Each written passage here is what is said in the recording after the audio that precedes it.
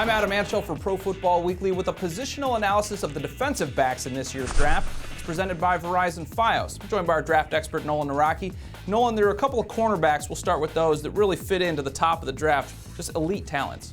Yeah, Patrick Peterson from LSU and Prince Amukamara from Nebraska. I think the two of them are very solid to walk in and be starters from day one. Peterson's got that rare size and speed at 4.32 in the 40 at 219 pounds. It's just very unique, and he can return, so I think he's got a ton of value.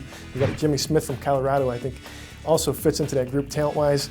The character concerns could push him down the boards quite a way. There are a couple of other guys that may fit into that first-round spot, but more fill that role of a slot corner. You got Aaron Williams from Texas and Brandon Harris from Miami. The two of them don't have great size, but they're going to be very solid at covering that slot. I think Williams could get looks as safety as well. Now, another role that we need corners to fill is that press man corner. Who are a couple of guys that fit into that role? You got ras-i from Virginia and Devon House from New Mexico. They both have great size. I think they'd be very good in cover two schemes.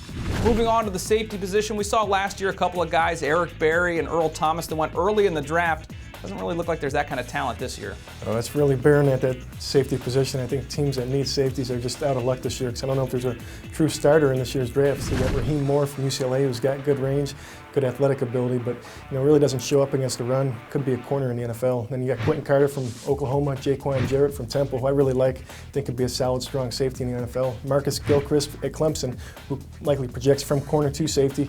And then Josh Thomas from Buffalo, I think is getting more looks to safety than corner. So if you lump them all together, you take your cornerbacks and your safeties. Obviously, safety's a little weak. Overall, what would you give the grade? The cornerback class has some talent at the very top, but I think the depth falls off fast, and there's just nothing in the safety class. I think you got to give it a C-. That is a look at the defensive backs in this year's draft. For the best draft coverage, be sure to follow us on Twitter or go to ProFootballWeekly.com.